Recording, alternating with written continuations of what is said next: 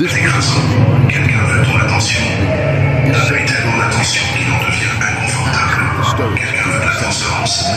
Sois tellement transparent qu'il coupe sous l'information. Quelqu'un veut du pouvoir. Donne-lui juste assez de corde pour qu'il se demande de lui-même. Résultat psychologique. Il perd sa narration de victime. Il perd sa justification pour t'attaquer. Et quand il échoue, se plaint malgré avoir obtenu ce qu'il voulait. Il passe pour un ingrat ou un incompétent. Destruction mentale, pas physique. Mentale. C'est quoi la différence? Quand tu détruis quelqu'un physiquement, c'est temporaire. Il peut se relever. Quand tu le détruis mentalement, c'est permanent. Il ne se relève jamais de la même manière. Machiavel comprenait quelque chose que la plupart des gens ignorent. Les batailles les plus importantes ne se gagnent pas avec destruction mentale, pas physique. Mentale. C'est quoi la différence? Quand tu détruis quelqu'un physiquement, c'est temporaire. Il peut se relever. Quand tu le détruis mentalement, c'est permanent. Il ne se relève jamais de la même manière.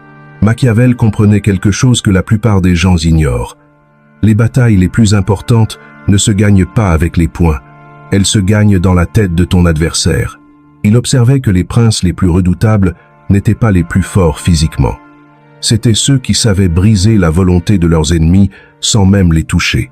Dans les prochaines minutes, je vais te révéler 7 techniques machiavéliennes de guerre psychologique, des armes mentales que tu peux utiliser quand quelqu'un te déclare la guerre.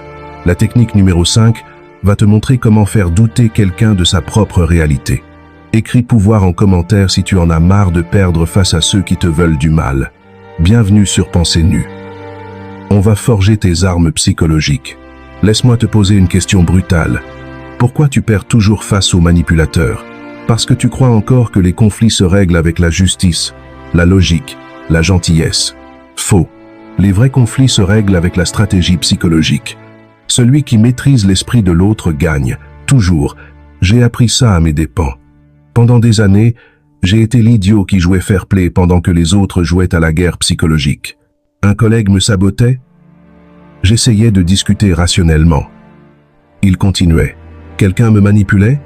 J'essayais d'être compréhensif. Il empirait. Un ennemi me testait? Je restais passif. Il attaquait plus fort. Résultat, j'étais détruit encore et encore, parce que j'amenais un couteau en plastique à une guerre psychologique. Puis, j'ai étudié Machiavel, et j'ai compris. Il n'écrivait pas pour les faibles, il écrivait pour ceux qui voulaient gagner. Vraiment gagner. Il disait, quand quelqu'un devient ton ennemi,